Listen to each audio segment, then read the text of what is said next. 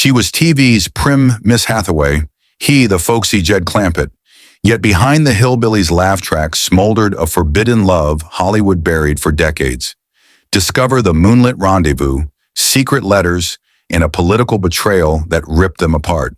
Their hidden romance rewrites sitcom history. Stay till the end, hit subscribe, and uncover every stolen heartbeat. They called her Miss Jane Hathaway, the impeccably buttoned-down bane of Jethro's half-baked schemes on the Beverly Hillbillies. They called him Jed Clampett's lanky confidant, easygoing, homespun, and forever rubbing his chin in thoughtful silence. Yet the world never guessed that behind the sitcom's laugh track, Nancy Culp and Buddy Ebson were playing out a far riskier scene than anything their writers dared script. Theirs was a clandestine bond sealed by whispered stage door rendezvous, late-night phone calls routed through studio switchboards, and coded glances that managed to dodge the camera's omnipresent gaze. Tonight, we unlace the corset of polite Hollywood legend and expose the hidden heartbeats that linked two seemingly mismatched stars, and the explosive reason they chose silence over spotlight. Nancy Jane Culp was born August 28, 1921, in Harrisburg, Pennsylvania, a steel-town girl whose mind sliced through dull convention like a welder's arc. By 15, she was already tailoring her future with surgical precision. Straight A grades, editorial posts, the gleam of a journalist's byline shimmering on the horizon. Buddy Ebson, born Christian Ludolph Ebson Jr. in 1908, was meanwhile twirling onto Broadway stages, his limbs as loose as marionette strings, 42nd Street's lights blinking, next big thing. They wouldn't cross paths for another 3 decades, but fate was ticking, winding both like clock springs toward a single soundstage on North Beverly Drive. World War II altered Nancy's trajectory first. She swapped typewriter ribbons for naval stripes, shipping out with the waves in 1944, and returning 2 years later with a lieutenant's insignia and a resolve of tempered steel. Acting was never plan A, yet Hollywood's post-war boom vacuumed up anyone with poise and articulation. By 1951, she'd caught MGM's eye. By 1954, she'd shared celluloid with Grace Kelly and Judy Garland, proving that the tall girl with the razor wit could steal scenes with a single arch of her brow. Buddy, on the other hand, was weathering a near-fatal brush with obscurity.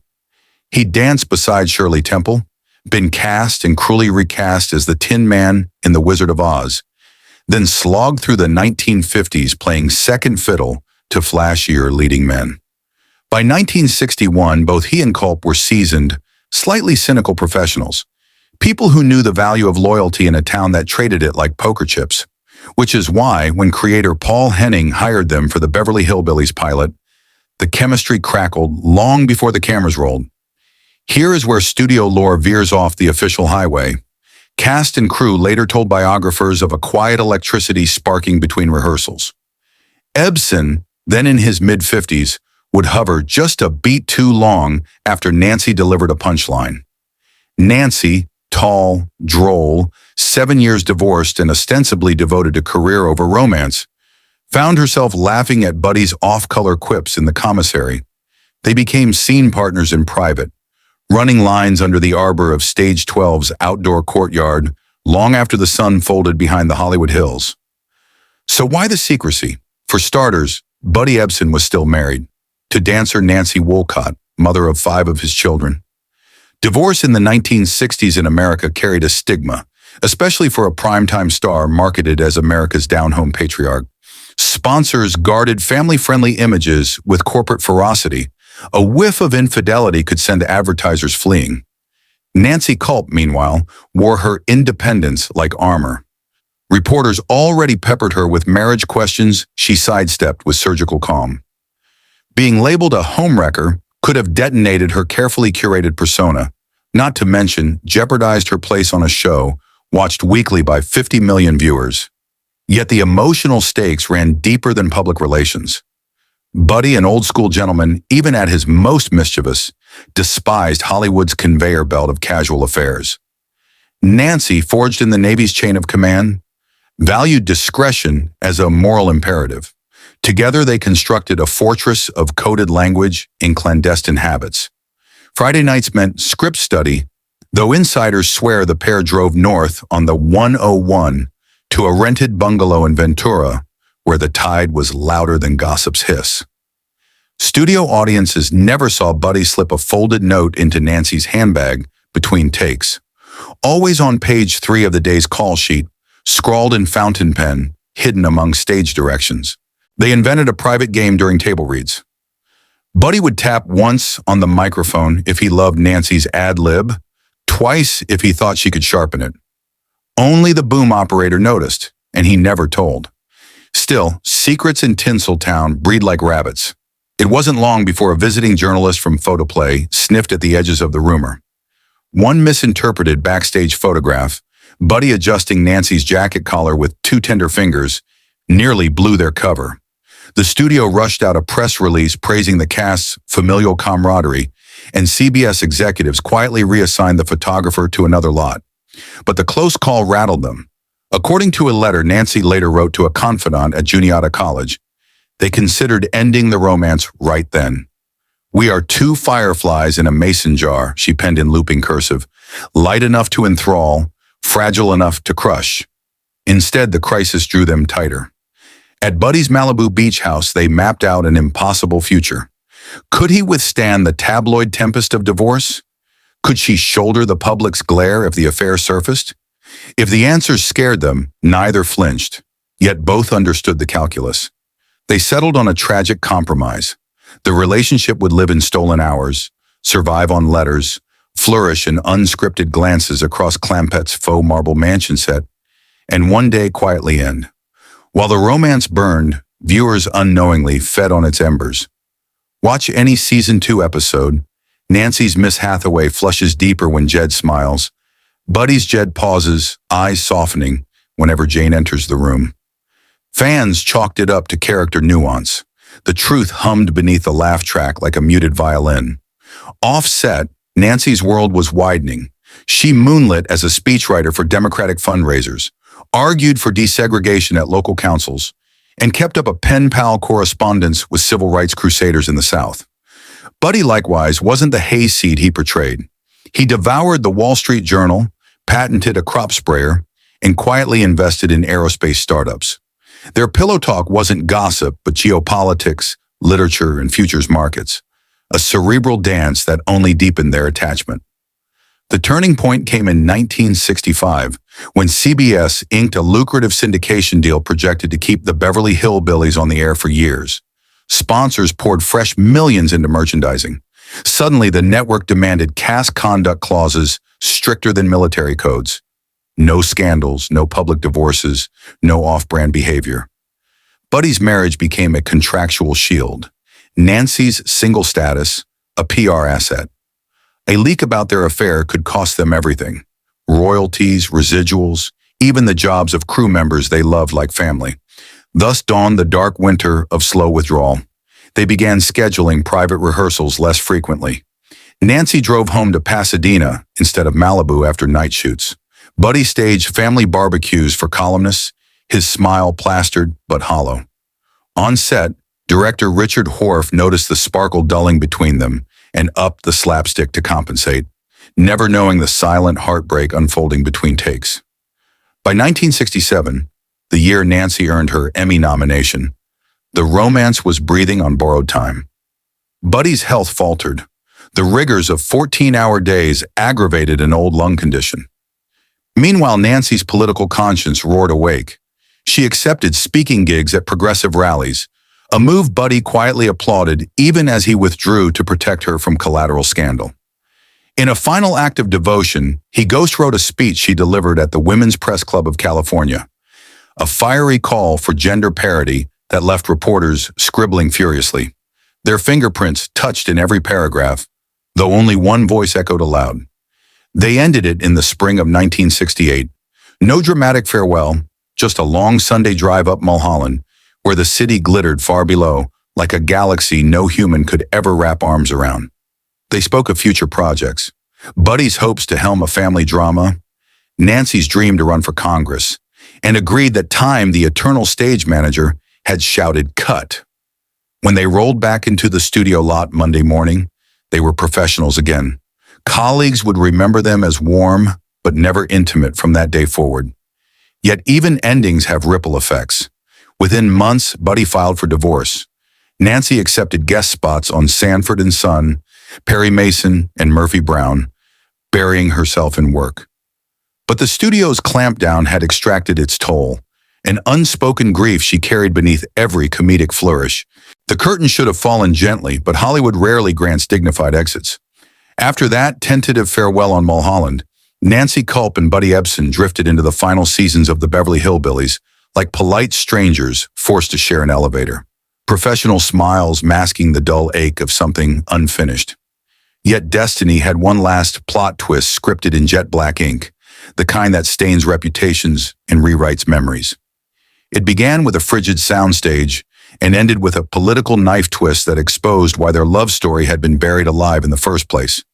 February 10th, 1969, CBS Stage 4's ancient HVAC groaned, then died outright. Temperatures plunged, cameras fogged, actors shivered. While electricians scrambled, the cast huddled in winter coats atop Granny's mock southern porch. Tension crystallized in the cold air. Ebson kept rubbing his hands, avoiding Nancy's gaze. She, in turn, stared into the rafters as if the answer to every unasked question might be stapled beside the lighting rigs. During that unscheduled hiatus, studio gossip finally cornered them. A young associate producer, new, naive, hungry, overheard a decades-old crew member reminisce about those nights Buddy and Nancy disappeared together. Within hours, rumor had metastasized. Syndicated moneymaker or not, CBS could not afford a married star's secret affair becoming front-page scandal. Executives convened behind oak doors. Advertisers phoned in panic. And so a corporate edict was issued. No public appearances together, except under scripted necessity. No shared press junkets. No candid photography.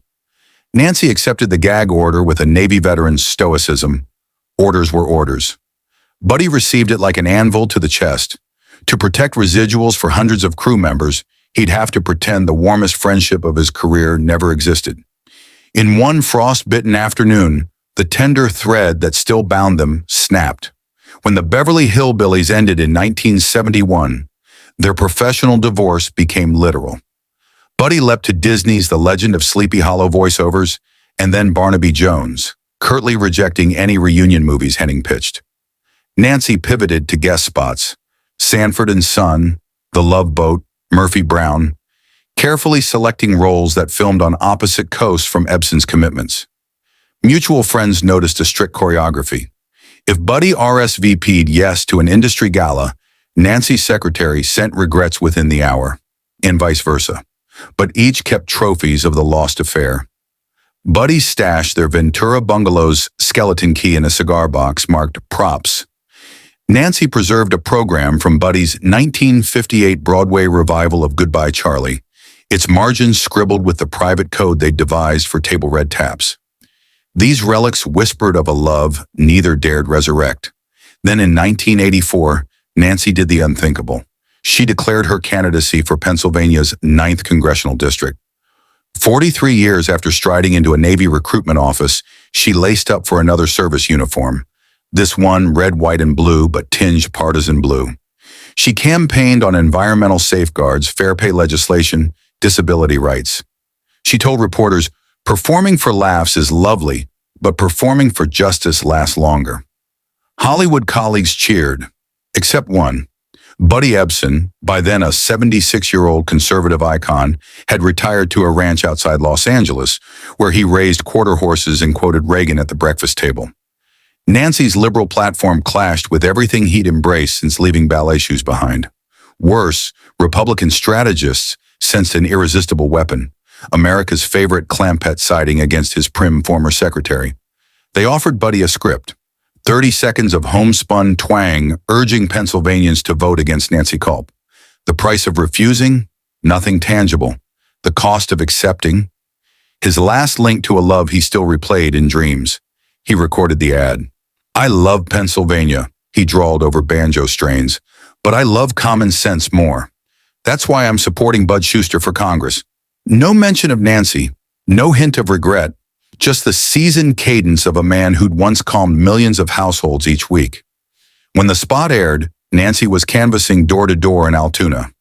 A volunteer showed her the clip on a portable TV. Eyewitnesses swear she did not blink once until the screen faded to static. She finished the day's route, shook every scheduled hand, then locked herself in a borrowed motel room and stared at the ceiling all night. Campaign aides heard no sobs, only the quiet creak of a woman restitching torn dignity in the dark. She lost the race by 14 percentage points. Analysts blame gerrymandering, low Democratic turnout, Schuster's incumbency. Nancy never publicly blamed Buddy. When a Pittsburgh reporter prodded her, "How does it feel to have a former co-star stump against you?" she straightened her shoulders and replied, "Buddy has his conscience. I have mine. Voters decide." She never uttered his name again. Their story might have ended there, a mournful ellipsis, if fate hadn't intervened one final time. In 1990, as cancer clawed at her lungs, Nancy began donating personal papers to Juniata College's archives.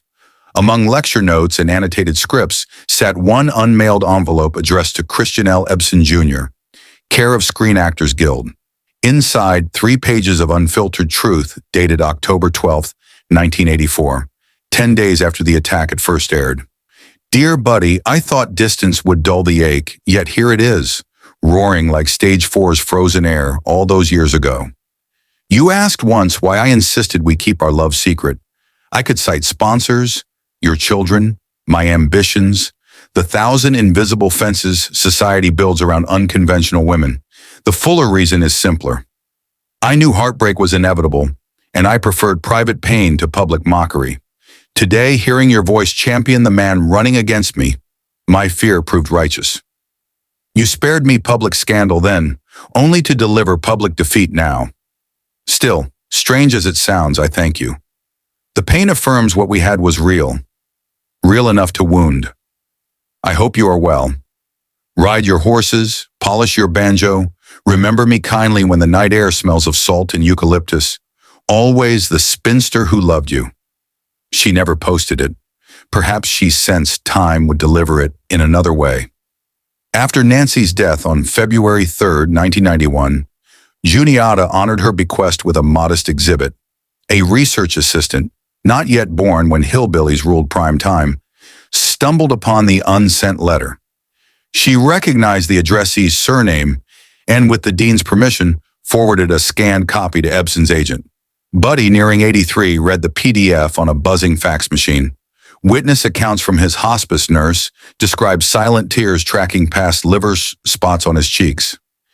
He asked for an envelope, transcribed a reply in shaky cursive, and insisted it be placed, unopened, inside Nancy's archived papers. He died 9 months later. The letter remains sealed at Juniata by family request. Archivists call it the quietest treasure in Pennsylvania. Theories abound. Some say network censors threaten to fire them. Others whisper about morality clauses or a fraught power imbalance. But when you sift gossip from granite, one truth stands unmarred. Nancy Culp and Buddy Ebson barricaded their romance not to shield careers or families, but to protect the tenderness itself. In an era that devoured star scandals for breakfast, their relationship could not survive the flesh-peeling spotlight. They loved in whispers because shouting, they believed, would shatter the very thing worth saving. In the end, secrecy became a cage and a sanctuary, preserving them yet keeping them forever apart. The heartbreak that followed, political betrayal, unmailed confessions, unplayed duets, was the toll for choosing silence. But look closer, and a quieter triumph emerges. 2 complex souls navigated fame's minefield and still carried each other's names to the edge of life. That, in Hollywood terms, is the rarest finale of all.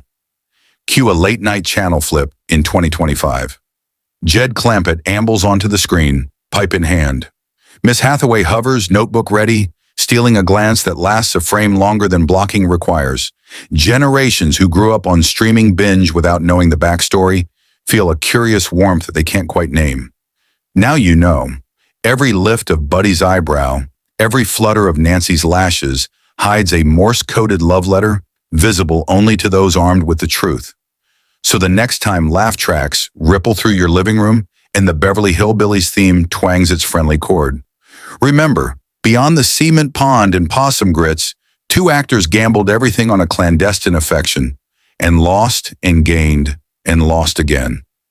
That secret romance, protected by silence yet betrayed by politics, is why Nancy Culp's eyes sometimes glimmer wetter than the script demands, and why Buddy Ebson's trademark drawl occasionally catches in his throat.